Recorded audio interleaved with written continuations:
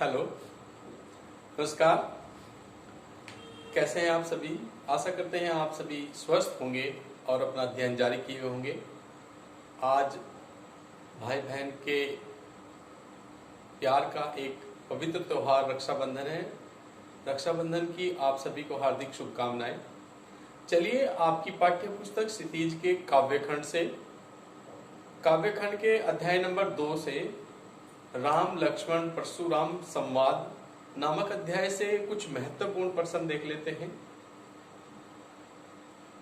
जो आपकी आगामी परीक्षा में बहुत ही उपयोगी होंगे। चलिए देखते हैं राम लक्ष्मण परशुराम संवाद तुलसीदास द्वारा रचित नामक अध्याय से कुछ महत्वपूर्ण प्रश्न। चलिए, पहला प्रश्न है, परशुराम के अनुसार लक्ष्मण क्या है? जो परशुराम है उनके अनुसार लक्ष्मण क्या है? तो लक्ष्मण उनके अनुसार मूर्ख है, कुबुद्धि है, कुटिल है। वो लक्ष्मण को कैसा मानते हैं? वो लक्ष्मण को मानते हैं कि वो मूर्ख है, कुबुद्धि है और कुटिल है। प्रश्न नंबर 2 देख लेते हैं। सूरवीर को अपनी सूरवीरता प्रदर्शित करनी चाहिए। जो सूरवीर होते हैं उनको अपनी वीरता कहां प्रदर्शित करनी चाहिए? इसका उत्तर हो जाएगा युद्ध भूमि में। अगर आपको यही प्रश्न बहुविकल्पी रूप में पूछा जाए तो आप इसका उत्तर सही उत्तर देंगे युद्ध भूमि में। अगर बहुविकल्पी में होगा कि उसको अपनी वीरता कहां प्रकट करनी चाहिए, दंगल में या युद्ध भूमि में या घर पर या भीड़ में, तो उसका उत्तर होगा युद्ध भूमि में। प्रश्न नंबर 3 है, राम लक्ष्मण परशुराम संवाद में किस छंद का प्रयोग हुआ है? जो राम लक्ष्मण परशुराम संवाद है उसमें किस छंद का प्रयोग हुआ है? तो इसका उत्तर हो जाएगा उसमें चौपाई व दोहा दोनों का प्रयोग हुआ है। यानी कि राम लक्ष्मण परशुराम संवाद जो नामक अध्याय है उसमें चौपाई का भी प्रयोग हुआ है और दोहे का भी प्रयोग हुआ है। प्रश्न नंबर 4 है, परशुराम के सिर पर अभी किसका ऋण शेष था? जो परशुराम थे उनके सिर पर किसका ऋण शेष था?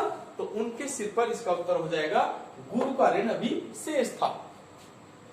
प्रश्न नंबर 5 है, लक्ष्मण के शब्द परशुराम के लिए क्या थे? जो लक्ष्मण ने शब्द कहे थे, भरी सभा में जो शब्द कहे थे वो परशुराम के लिए क्या थे? तो इसका उत्तर हो जाएगा क्रोध रूपी अग्नि में घी की आहुति के समान।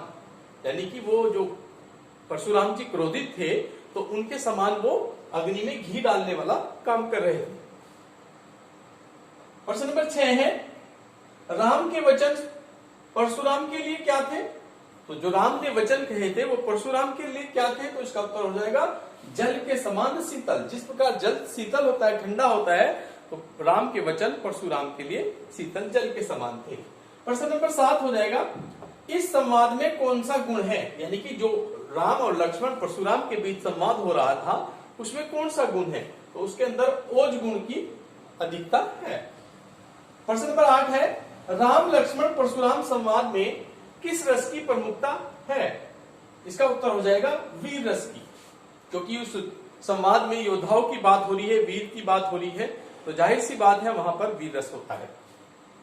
प्रश्न नंबर 9, तुलसीदास किस शाखा के प्रतिनिधि कवि हैं? यानी कि तुलसीदास जी हैं वो किस शाखा के कवि हैं? जैसे हमने पिछले अध्याय में पढ़ा था, जो सूरदास जी थे वो कृष्ण मार्गी शाखा के कवि थे, तो इसी प्रकार यहाँ पर इसका उत्तर हो जाएगा जो तुलसीदास जी हैं वो राम मार्गी शाखा के प्रमुख कवि हैं।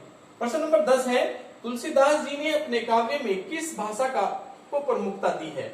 तो तुलसीदास जी ने अपने काव्य में अवधी भाषा को प्रमुखता दी है, तो इसका उत्तर हो जाएगा अवधी भाषा। प्रश्न नंबर 11, राम लक्ष्मण परशुराम संवाद में किस घटना के कारण विवाद हुआ था? यानी कि जो ये विवाद हुआ था राम लक्ष्मण परशुराम में किस घटना के कारण हुआ था? तो इसका उत्तर हो जाएगा शिवजी के धनुष के टूटने के कारण। जो शिवजी का धनुष था, वहां स्वयंवर में जो शिवजी का धनुष रखा हुआ था और राम जी ने उसको छूने मात्र से ही वह धनुष टूट गया था, तो उस धनुष के टूटने पर इसलिए विवाद हुआ था। प्रश्न नंबर 12 हो जाएगा, का क्षति लाभ जनुधन तोरे। यहाँ पर जो जून शब्द दिया गया है, इस शब्द का क्या अर्थ है? तो इस शब्द का होता है जून का मतलब जीर्ण, जीर्ण मतलब टूटा हुआ या पुराना, जीर्ण। प्रश्न नंबर 13 हो जाएगा, रघुकुल के लोग किन किन पर दया करते थे? जो रघुकुल के लोग थे वो किन किन पर दया करते थे? तो वो दया करते थे, इसका उत्तर हो जाएगा देवता पर, ब्राह्मण पर, ईश्वर भक्त पर और गाय पर। अब अगर यही प्रश्न आपका बहुविकल्प में पूछा जाए कि रघुकुल के लोग किन किन पर दया करते थे और इसमें ऑप्शन दे रखा हो देवता पर, ब्राह्मण पर, ईश्वर भक्त व गायों पर या इन सभी पर, तो आपका उत्तर हो जाएगा इन सभी पर।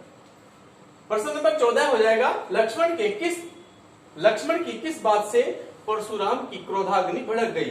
यानी कि लक्ष्मण की कौन सी बात थी जिससे परशुराम जी और भड़क गए? तो इसका उत्तर हो जाएगा शिव जी के धनुष को धनुही कहने पर, यानी कि शिव जी के धनुष को मात्र एक छोटी सी धनुही कहने पर परशुराम जी का क्रोध भड़क गया था। प्रश्न नंबर 15 हो जाएगा, परशुराम किसे अपना गुरु मानते थे? जो परशुराम थे वो किसे अपना आराध्य देव, अपना गुरु मानते थे? तो इसका उत्तर हो जाएगा शिव जी को अपना गुरु मानते थे। प्रश्न नंबर 16 हो जाएगा, लक्ष्मण परशुराम से संघर्ष क्यों नहीं करना चाहते थे? जो लक्ष्मण जी थे वो परशुराम से संघर्ष क्यों नहीं करना चाहते थे? तो इसका उत्तर हो जाएगा क्योंकि परशुराम जी ब्राह्मण थे। पहले ही बताया जा चुका है कि जो रघुकुल के लोग थे वो ब्राह्मण पर दया दिखाते थे, तो परशुराम जी यहाँ क्या थे? ब्राह्मण थे। प्रश्न नंबर 17 हो जाएगा, लक्ष्मण को शांत रहने को किसने कहा? यानी कि जब लक्ष्मण भी क्रोधित हो गए तो उनको शांत रहने के लिए किसने कहा था? तो इसका उत्तर हो जाएगा श्री राम ने उनको शांत रहने के लिए कहा था। प्रश्न नंबर 18, परशुराम ने सेवक किसे कहा है? यानी कि परशुराम ने सेवक किसे कहा है? तो इसका उत्तर हो जाएगा जो सेवा करे उसे सेवक कहा गया है। प्रश्न नंबर 19, परशुराम ने मंदबुद्धि बालक किसे कहा है? परशुराम ने मंदबुद्धि बालक किसे कहा था? तो इसका उत्तर हो जाएगा लक्ष्मण को परशुराम जी ने मंदबुद्धि बालक कहा था। प्रश्न नंबर 20, कटुवादी शब्द का क्या अर्थ है? जो कटुवादी शब्द होता है उसका क्या अर्थ है? तो इसका उत्तर हो जाएगा कड़वा बोलने वाला। जो कड़वा बोलता है वो उसके लिए कटुवादी शब्द का प्रयोग किया जाता है। प्रश्न नंबर 21 हो जाएगा, परशुराम के शस्त्र का नाम क्या था? जो परशुराम का शस्त्र था उनका क्या नाम था? तो उसका नाम था फरसा। प्रश्न नंबर 22, मही शब्द का अर्थ है। मही शब्द का अर्थ होता है, इसका उत्तर हो जाएगा धरती। मही शब्द का अर्थ होता है धरती। परशुराम ने सूर्यवंश का कलंक किसे कहा? तो परशुराम जी ने सूर्यवंश का कलंक किसे कहा था? तो लक्ष्मण को सूर्यवंश का कलंक कहा था। प्रश्न नंबर 24, परशुराम ने गुरुद्रोही किसे कहा? गुरुद्रोही यानी कि परशुराम ने गुरुद्रोही किसे कहा? तो इसका उत्तर हो जाएगा लक्ष्मण को परशुराम जी ने गुरुद्रोही कहा था। प्रश्न नंबर 25, कोही शब्द का क्या अर्थ है? जो कोही शब्द होता है उसका अर्थ होता है क्रोधित, यानी कि क्रोध या क्रोध करना। तो इसी प्रकार हमने राम लक्ष्मण परशुराम अध्याय पर आधारित कुछ महत्वपूर्ण प्रश्न देखे और आगे भी इसी प्रकार आपके महत्वपूर्ण प्रश्न आपको मिलते रहेंगे। तब तक के लिए बने रहे। धन्यवाद।